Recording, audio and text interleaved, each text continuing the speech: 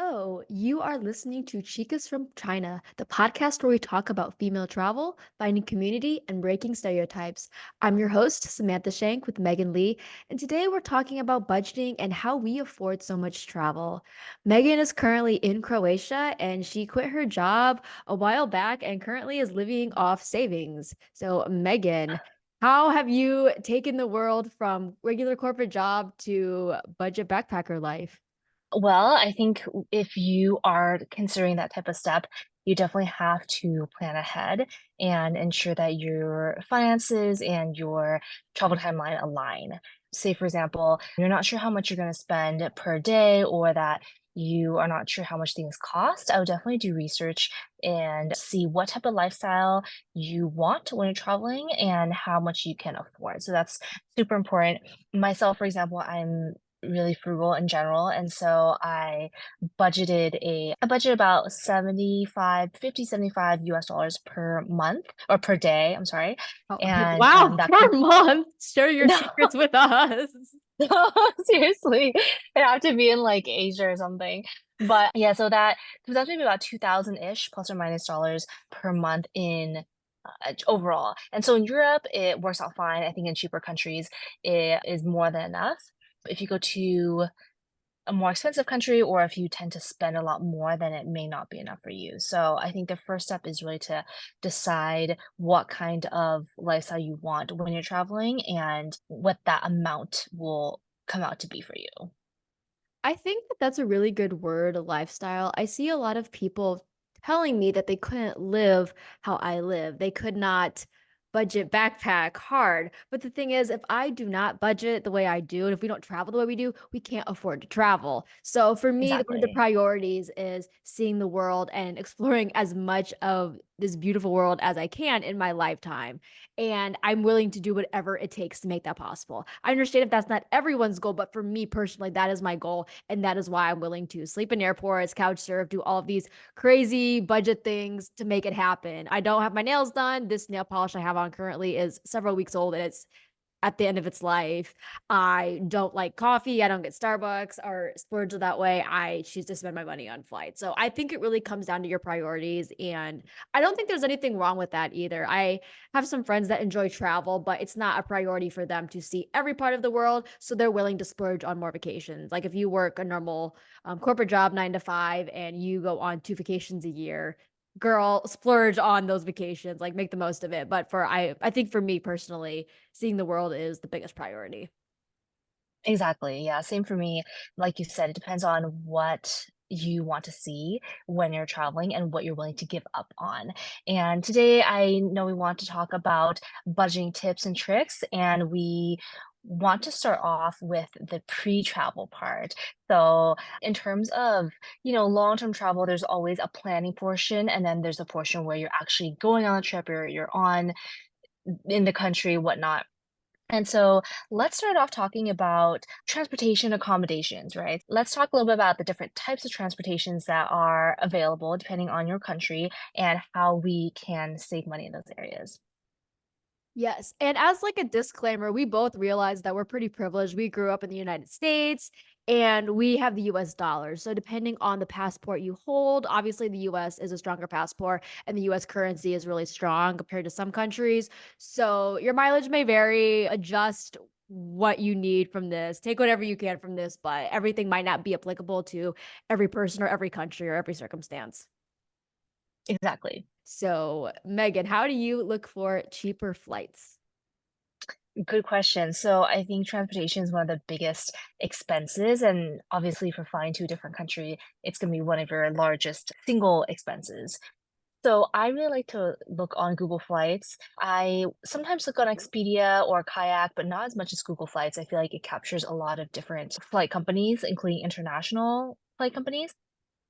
And I know that it doesn't capture everything. Sometimes there's a small budget airlines that are not on Google Flights, so you may have to look for those separately. But in general, I love to look at the Explore tab.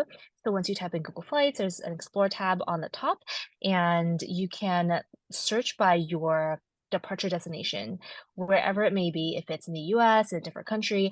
And then there's the arrival destination, which I like to look at under anywhere. So essentially, it pulls up this map of the world. And you can kind of scroll through and it'll tell you where are the cheapest flights in which countries and which cities based on your date range. So you can set a date range or you can set a flexible month range.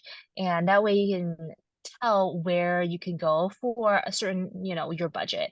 If you choose a month range, then it'll give you dates within the month. And I like that flexibility because at least you can know which day of the week, which part of the month, which month of the year are most budget friendly. And in general, flights that are in the middle of the week, Tuesday, Wednesday, maybe Thursdays, tend to be more cheap than flights on other days of the week. Obviously, on the weekends, people tend to travel a little bit more. So I target those types of flights.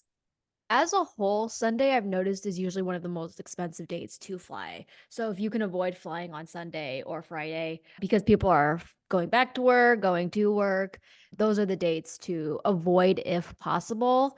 Another thing to consider is peak travel times and off-peak travel times. I was very fortunate to travel to Peru during the off season, and although I was booking hostels and shared rooms, I was often one of two people in the dorm room of like six or eight, and because of that, my accommodations were cheaper. I booked a lot of non-private tours that ended up being private because I was the only one that showed up. And because of that, I just got a lot of more personalized treatments from the locals because there was nothing else to do there. And it was just not the peak time. And because of that, everything was significantly cheaper. Whereas I know in Europe in the summer, everything is very hiked because everyone's going to Europe in the summer and things are more expensive. So it really depends on the country. So for example, if you are visiting some of the really more extreme countries in terms of weather, for example, like Death Valley or Arizona in the summer, obviously that you're not going to have a very enjoyable time. But for Peru, it was just the more rainy season and it wasn't that bad in my opinion. Same with Guatemala, like the super humid times, the rainy season. So definitely do your research on the country that you're trying to go to because sometimes the off season is absolutely miserable. You're not going to have a great time. It's going to be super humid. Other times it's rainy and you can get around it. You just might have to adjust your plans a little bit. But that could be an option too if you are really wanting to visit a country, but it's overall pretty expensive. Yeah, I completely agree with that. And this definitely helps if you are more flexible with your travel plans and if you're able to move things around or to go during the less popular, less off-peak seasons. Yeah. And another thing I wanted to add about flights are credit card points. So in addition to buying flights that are cheaper, I think most people know that credit card points are one way to save on travel, especially when you have a good travel credit card, like the Chase Sapphire Reserve, Venture credit cards. They all have really good sign-on bonuses and a good points transfer ratio to the airline partner. So this applies for both airlines and hotels, but since we're talking about transportation, I find the most value out of the flights. And you do kind of have to be careful in terms of when if you're comparing flights to dollars. So, for example, I have looked on the Chase travel website and I've wanted to book my flights via points there. But when I compare it to the dollar amount that I could have purchased through the airlines itself, it actually ends up being a higher dollar amount, which means I need to transfer more points to it. So, in that sense, those flights were not worth it for me. And I'll just save them for something else. But that is an option for you, especially if you are able to sign up for those really great sign up bonuses for 60, 70, 100,000 points with a spending limit. And I will caution those that are applying for credit cards for this purpose. Make sure you do have a high expense that you are already planning to spend before purchasing or applying for the credit card. Just because if you apply for it willy-nilly and you don't really have as many expenses, you don't want to force yourself to spend that minimum amount. So what I'm talking about is the majority of time, credit cards will ask you to spend $3,000, $4,000 within 3 months, say. If you're not able to spend that much money within the 3 months, then you won't get those points. The And bonus if points, not you necessarily the everyday spending points. Exactly, exactly, the bonus sign-up points. And you also don't wanna force yourself to spend that much money and put yourself in debt either. So, just be mindful of that. If you have a really high expense coming up and you are going to pay for it anyways, consider maybe applying for a credit card that has a sign-up bonus for that. Exactly, and I know a couple people, and I was doing this too, when I was trying to, meet that bonus. When I was going out with friends, we were all ordering, I'd say, "Hey, can you guys Venmo me back?" I had a few people whose parents or siblings were making really big purchases. They were making them anyway, and they said, "Hey, can I put this on my credit card and you pay me back?" So if you yourself don't spend that much money, that's a really easy way to try to hit that minimum. Exactly. Yeah. And the thing, like we mentioned, if you are going into debt or if you are bad at managing credit cards, I don't know if this one's for you because the interest rates of the debt far outweigh any credit card point benefits. So just make sure that when you are getting these credit cards, you're paying them off every month to make it worth it. Right. Because otherwise, I mean, it's not worth it Yeah, make sure financially. you're yeah, make sure you're responsible when you are, applying for credit cards. One of the benefits of our credit cards is we don't have any international credit card fees. So when you are exchanging currencies, a lot of times there's an extra fee. And then with certain travel credit cards, they just make that so much easier and they're used to people who are traveling all the time. They're not adding on those extra fees and problems with your credit cards not working.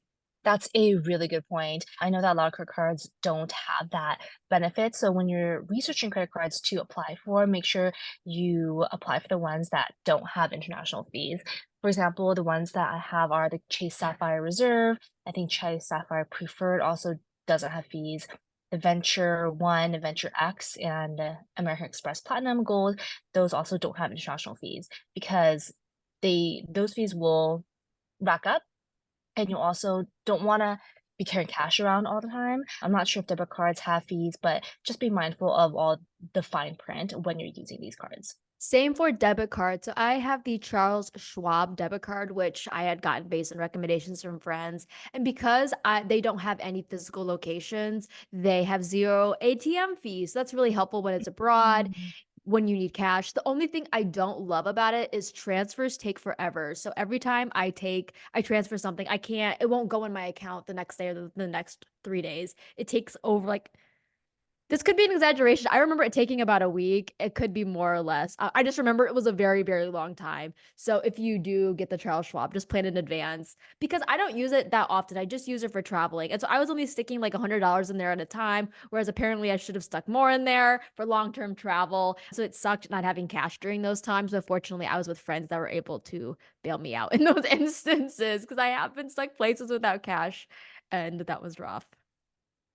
Okay. Yeah, that's definitely I can relate to that because I'm currently in Croatia. Most places do not take card. They only take cash. And it's been helpful because my debit card and my bank is Ally Bank, and Ally also does not have any physical locations. And to make up for that, they actually reimburse you for any ATM fees, including international ATM fees. And so it's been really helpful for me to be able to just take my debit card, go to international ATM, and then withdraw cash, and I think the conversion rate here is a little bit better through the ATM than if you had converted it at the airport or something like that, because the airport definitely takes a lot more fees when you're converting cash. So that's been really helpful. And then once the ATM charges me fees, my bank actually reimburses it back to me. So I think that's a really good point. That's what mine does too. It's really convenient. And yeah, the cash Yeah. thing is really dependent on the country. Megan and I recently went to Europe, and during that time, I never saw a euro or a pound. I was using my credit card for everything. But in Latin America or Croatia or countries that are less developed and less connected, or even in countries where there's a lot of rural areas where you won't get cell phone signal, cash is king, and you're going to be expected to pay in cash the majority of the time, just because the small vendors, I mean, the credit card fees for them are not worth it. And they just might not have internet connection to do that. Megan, I don't think I've ever asked you this question. I haven't thought about it a ton, but I saw a debate on it. When you are paying with credit card, are you paying in USD or the local currency? So if they ask you, "Oh, how would you like to pay on the credit card?" I've seen debates for both sides, so I don't know. What are your thoughts? Oh, always pay in the local currency because when they convert it to USD, it's always more. So, for example, when I withdraw cash and it asks me, do you want to convert it now or do you want your local bank in the US to convert it? You just say you want it in your cash in euros or whatnot without the conversion. And I've done this several times while in Croatia. And if I had convert it with the local bank, I would have probably spent at least 30 to 50 US dollars more in conversion fees. So that's a significant amount. So definitely withdraw your money or pay in the local currency. Do not convert to USD and then pay it that way. I've seen cases for the opposite though, so that's why I was kind of confused. I know the exchange rates change daily, and that's why it can vary depending on what the daily exchange rate is. But then, of course, there's people upcharging and getting their shares. So I'm not 100% sure how that works. In my experience, always pay in the local currency. Do not do the conversion into USD. Okay, I'll have to remember that. You'll always pay more if And you do the same conversion. And same with if you are like at the airport. Obviously, the airport is more this is the most convenient, it's the most reliable. So they're going to upcharge you a little bit more than local vendors are. But just make sure like when you are I was in Thailand and there was a guy that had like a stand. It looked kind of sketchy. I still didn't. Apparently the money was legitimate, but if you are exchanging currency within the community, make sure it's a legitimate reliable source and you're not getting scammed.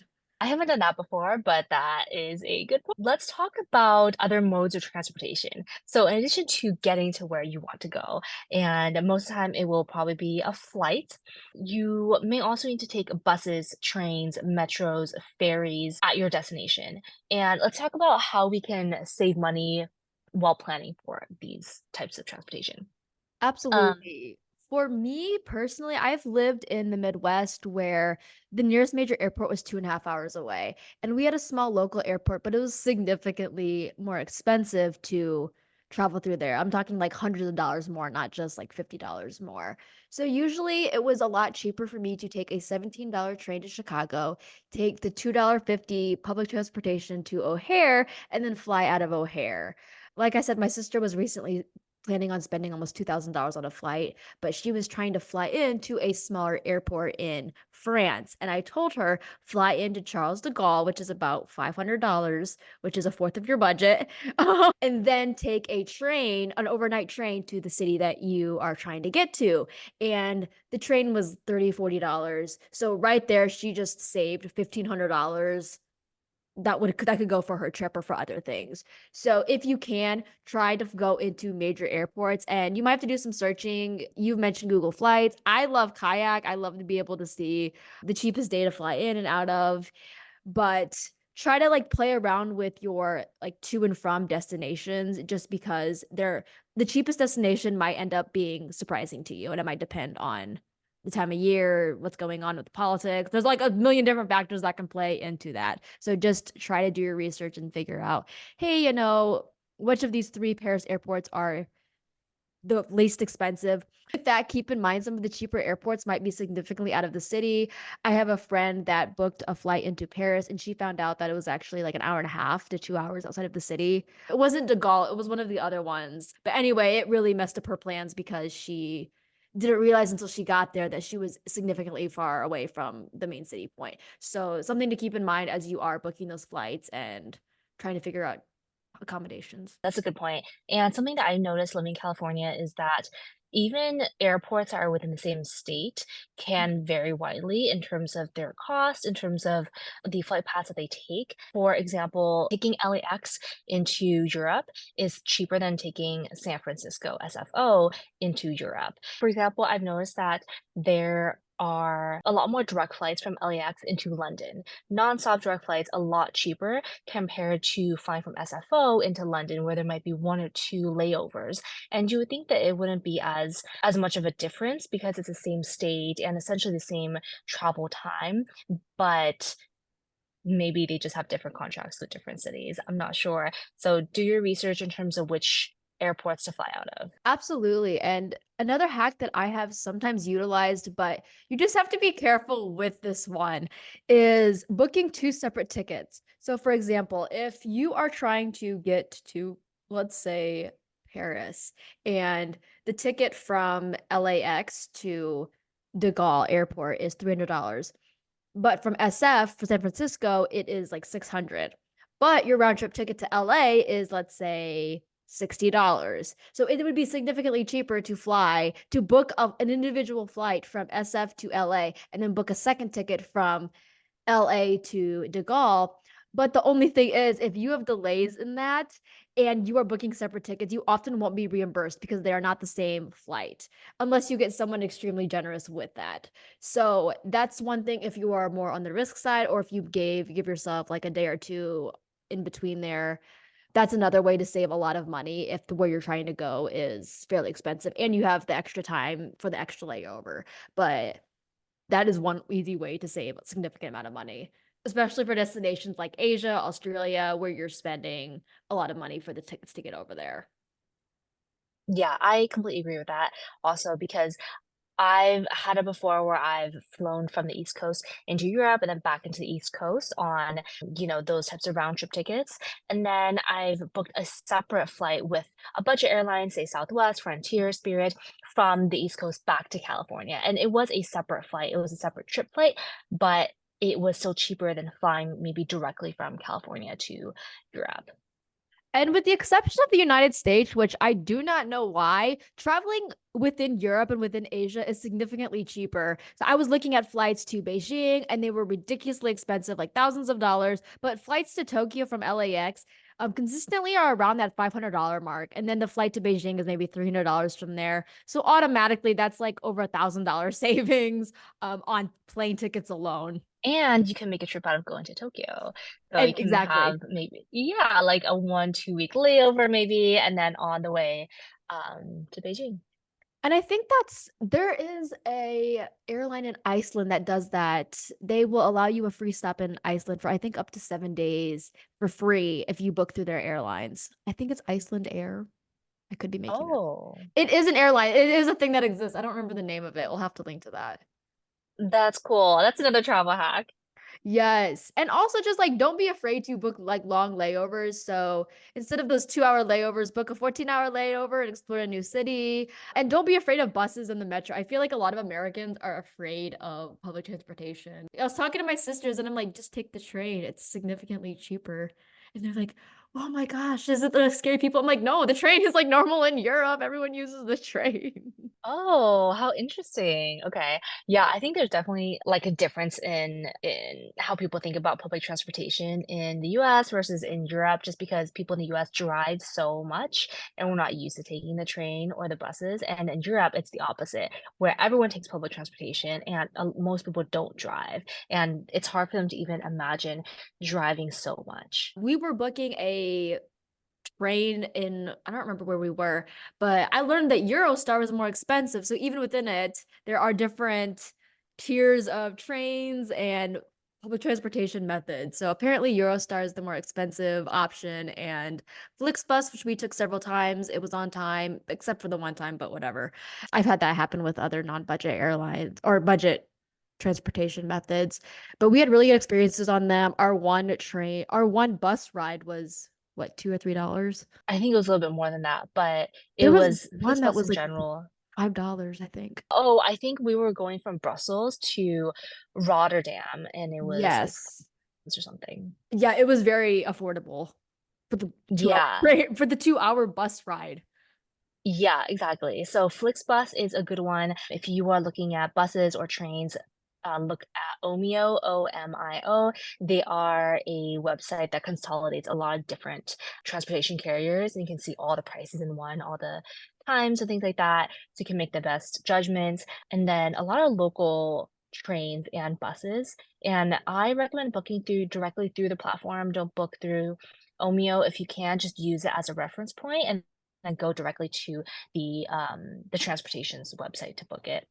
And going back to Eurostar, I think Eurostar requires planning in advance. I heard that if you book 3 to 4 months in advance, then it's worth it. Then it's actually a lot cheaper, maybe a third of the price compared to if you were to book last minute. So we were trying to book, I think, a week out, maybe 2 weeks out at the most, and it was like 140, $150 to go from London into Brussels.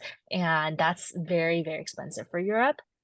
If you're on a time crunch, maybe that's your only option, but if you're able to plan out in advance and take advantage of those cheaper tickets, then definitely do that. Otherwise, there's a lot of options for you. There are trains, there are overnight buses. Sometimes they do take a little bit longer. They may take 1 or 2 or a couple hours longer than those high-speed bullet trains, but It's up to you to decide if you want to spend more money or if you want to spend more time. Exactly. I think when you're looking at all of these super budget travelers, you're wondering, how are they affording all of this? They are likely not choosing the most bougiest option. So again, if you are short on time, the bullet trains might make more sense for you, and that's totally fine. But then if you have no money, but you're still wanting to travel a little bit, taking the overnight bus for a significant amount, that's 14 hours, might be the better option. And speaking of overnight train and buses, I always opt to take the overnight one if possible because then you save a night on accommodations. Yeah. So one, you get there at the time, and then two, you save on accommodations. And obviously, there's pros and cons for that. If you are a light sleeper, if you're not comfortable sleeping on trains or moving vehicles, then it might be more difficult to you. It might you might not sleep as well. But if you want to save some money and still get to your destination, I think it's a fantastic option. So you know that I can sleep literally anywhere. We were in a literally a club in freaking was London, and I'm like asleep on the couch. Like I'm like, you can keep having fun. I'm gonna go. I'm just gonna take a nap right here. How do you sleep Yeah. on trains, overnight trains or buses? I mean, I'm a heavy sleeper too, so I think I can that's one of the benefits I think you and I have for travel is just because we can sleep anywhere. And I've gone to raves and fallen asleep in the middle of the field at the main stage. So, yeah, I can definitely sleep anywhere too. But I guess some tips for sleeping in places with other people. Take earplugs, make sure you have an eye mask. If you need some ambient sound, then maybe have headphones as well, wireless headphones that you can connect to your phone, and that might help. And yeah, I mean, if you have something that helps you sleep, like something that you can touch that comforts you, maybe that's something that you want to take as well. Sometimes people have like little blankets or like shirts are soft or something. Or you can potentially take sleeping pills. To add on to Megan, I was going to suggest potentially drugs and alcohol, but I think you should take Megan's advice more than mine. For the sleeping pills? Yeah, yeah. If you have a lot of trouble sleeping, then I would suggest maybe something like that. When we were Um, in London, we had stopped by a 420 store and it was CBD. It wasn't anything stronger, but we like had not planned the day super well, I guess. And before then, I had gotten this drink, like a CBD drink from the store because I'm like, well, it sounds good, whatever.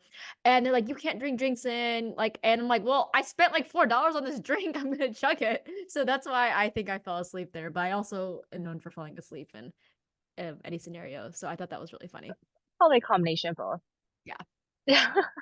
So, in terms of the metro, what do you usually do if you are in an area that has like a monthly or weekly pass? So for major cities that have like a pretty good transportation system, like France or UK or things like countries like that, you can definitely save money by buying those monthly or weekly passes, or even like 1, 2, like 3, 4, 5 day ones.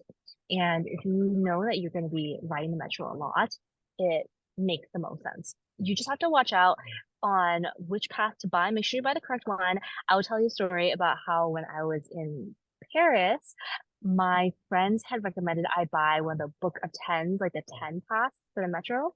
And they said it was at a discount. So I was like, okay, I'll get that. And I went to the machine, I bought it. And eventually I realized that the book of 10 I bought was for children and senior citizens. But on the machine, it didn't specify that. It just said book of 10.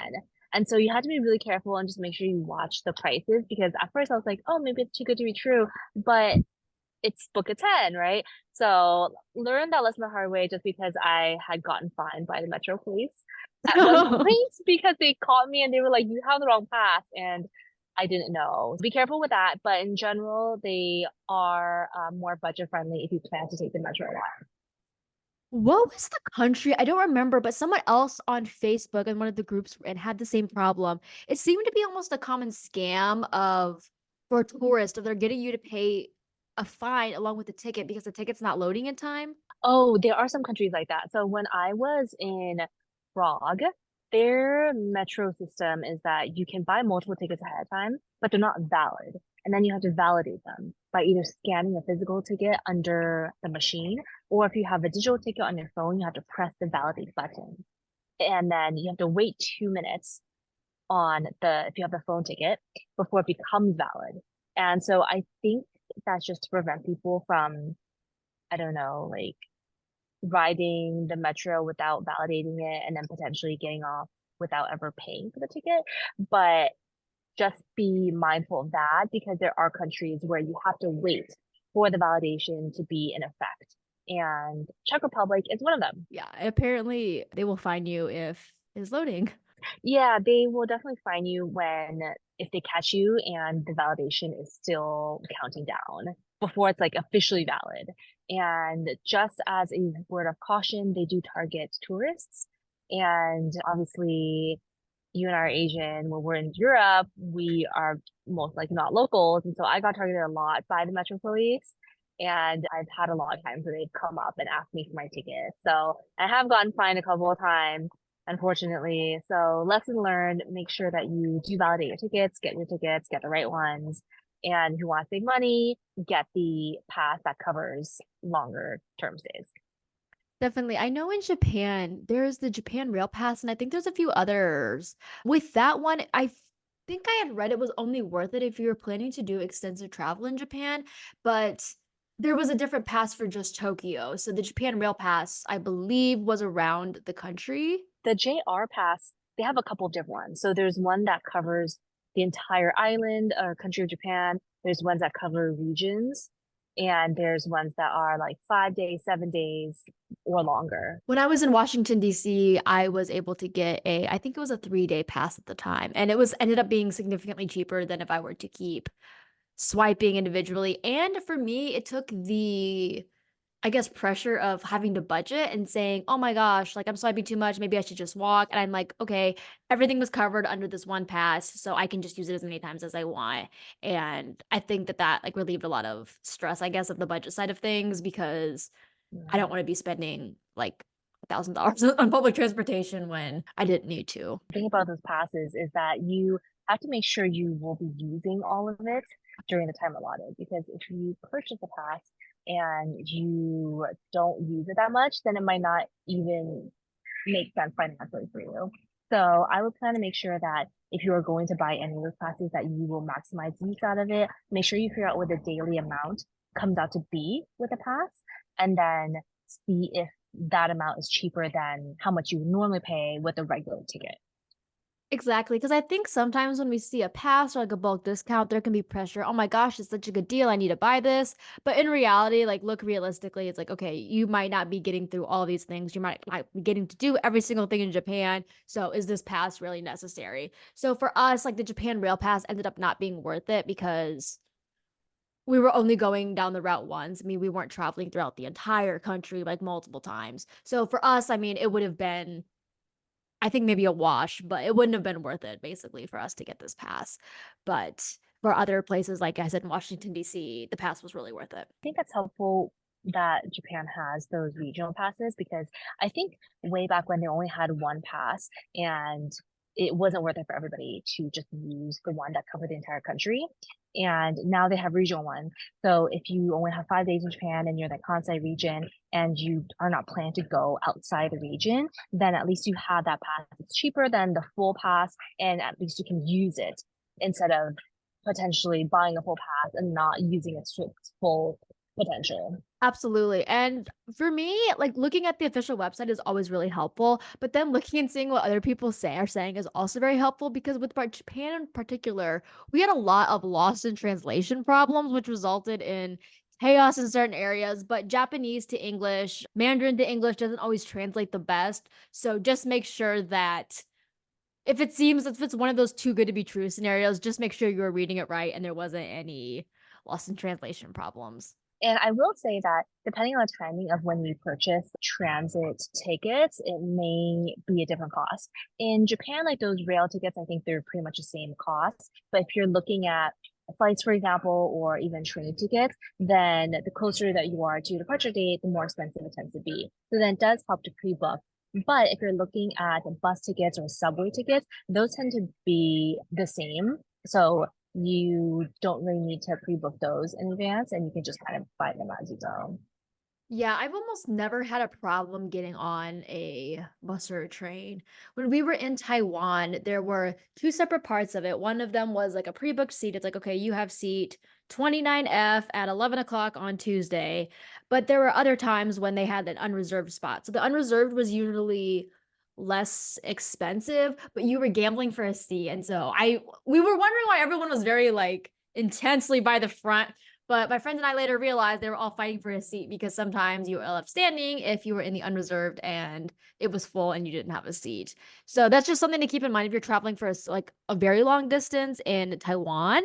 The unreserved and reserved, it may be worth it, it may be not, depending on the distance you are. If it's maybe like a 10-minute trip, it might not be that bad. But if it's for a couple hours, I mean, being without a seat might not be the Yeah, might not be the most fun. that's a good point because I took a train in France and it was the same, but my train was overnight. So it was over, yeah, it was like 10 hours, I think. And they also had standing tickets. In that scenario, you probably don't want to be standing the entire night. So yeah, definitely plan in advance and get your bed or your seat if you are going on an overnight train. My sister was recently asking me about how I use public transportation. She was trying to use my hack to get back to our very small hometown, and she was sick of having my sister having to drive 2.5-ish hours just to pick her up from the airport. And I said, the one thing is you usually don't have to buy, well, this very depends, but in a lot of really developed countries, you don't have to buy a physical ticket anymore. You could just scan your phone and use Apple Pay. That's takes a lot of, I think, pressure on because you don't have to make sure like you don't have to make sure you're buying the right ticket. You can just pay on your phone and you can see the cost right there. And then the second thing is on your Google Maps or your Apple Maps, if you type in a destination, you have several different options: the car, the walking, and then public transportation, which I did not know about until I moved to California, actually. And I was wondering how the heck everyone was going this way. And I showed my sister that, and she's like, oh my gosh, I never knew this existed. I don't think it's like common knowledge unless you're in like the travel community or the LA. I don't know. But yes. Oh. So if you are struggling with public transportation, your phone has all the information for you. For a lot of trains, you have a start and end destination. So if you have a stop in the middle, it's not going to say that stop in the middle on the destination you're going to. It's going to say this front and then the back end of it. And I've learned multiple times by getting on the wrong train that just make sure your final destination is the correct one because it's the same train, it's just going in different directions.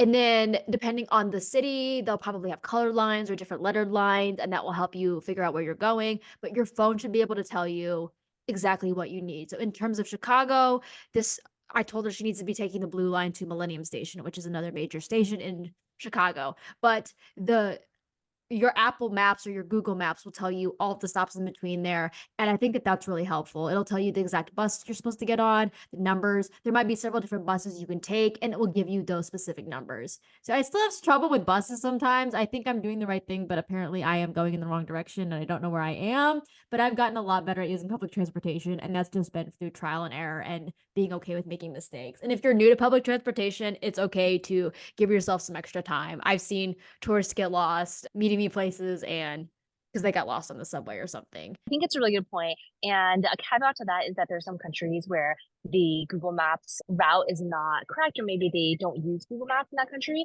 So the majority of Western countries will use Google Maps totally fine, and the information on there is up to date and correct. For example, in Korea, however, if you're in South Korea, they use a different app called Naver Maps. And it's kind of like Google Maps, but Korean. It's their version. And they have their entire transit system on there. And if you try to use Google Maps, it's not going to work. It's not going to pull up the correct transportation information or any information at all.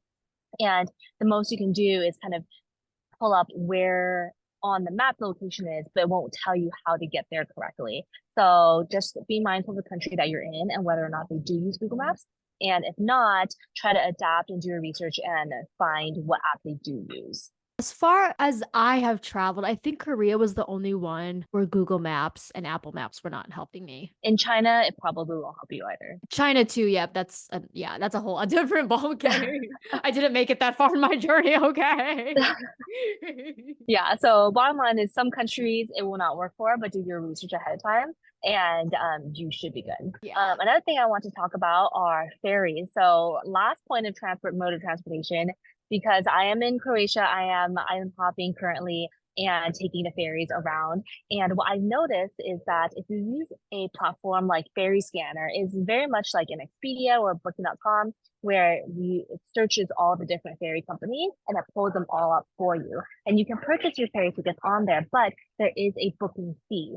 And it's usually about €3, but per transaction, it adds up if you're taking multiple ferries. And so my recommendation for that is it will tell you exactly which ferry company your route is from. Just go to that company directly and buy the tickets there. It will be cheaper. It will save you money in the long run. And I'll just use something like Ferry Scanner as a resource. Much like Omeo is a platform for planes and trains and buses, but they also have that platform fee. So make sure you just go to the company website itself. I think that's really important when you're booking anything. Agoda, Booking.com, those are all like really great resources. However, if you have problems with your flight, if your hotel has bed bugs and you're wanting a refund, what's going to happen is the hotel company is going to be blaming it on Agoda, Booking.com, and Booking.com, Agoda are going to be blaming it on the hotel company. And you're going to be stuck in this loop forever, these customer service loops that are a complete nightmare. And if you're booking directly with Japan Rail, the actual ferry or something, it makes it a lot easier if you have problems. And not only are you saving money, it will just save you a lot of headache in the future in terms of planning and everything. Because having to contact like edreams.com, which is a flight thing, do not ever book from them, is like a pain in the neck when you are in that moment, like trying to get a hold of someone and the front desk people at American Airlines are telling you that they cannot make this adjustment because you booked on a third party site. Yeah, yeah, I don't exactly. know from So experience, by the way. You know, I'm just kidding. yeah, not at all. No, no, not at all. Not that I've done any of these things, but Yeah, seriously. No, we're good. do you get motion sickness when you travel via ferry? Depends on the ferry. So most of the time I don't because the ferries are big enough. But the last one that I took to the island that I'm on right now, Portugal, was I did get a little bit of motion sickness. And I think it was mainly because of the waves. And when the ferry was pulling out of port, it was rocking like crazy. And then once it gets out more to the open ocean, it stabilizes. And I mean, the ferries are pretty big, so the majority of the time will be fine. But if you're taking a smaller boat, you may encounter some of it. For example, in Venice, Italy, they have these water taxis called vaporettos, which are just like ferries within the canals, and they're small. And if you're really sensitive, you might get a little motion sickness. But I think because the water in the canal, it's not waves like in the ocean. So most of the time you'll be fine. But sometimes when you're transiting from the islands within the islands, you may feel a little bit.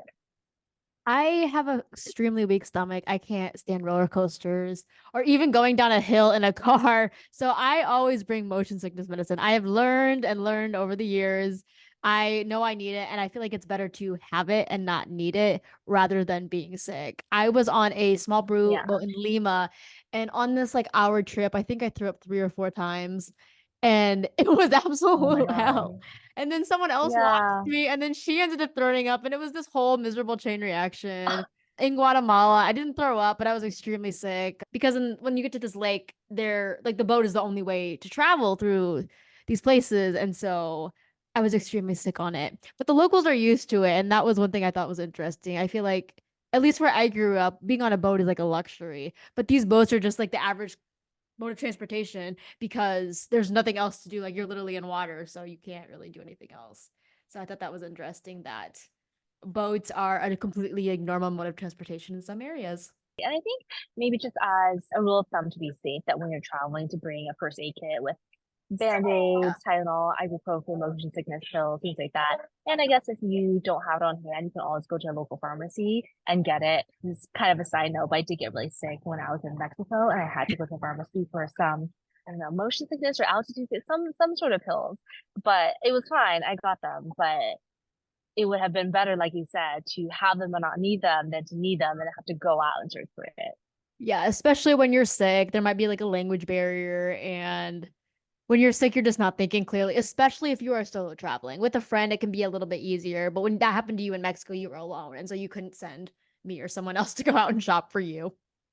This wraps up today's episode of Chicas from China. Thank you so much for tuning in. Follow us on social media at Chicas from China and find our show notes at chicasfromchina.com.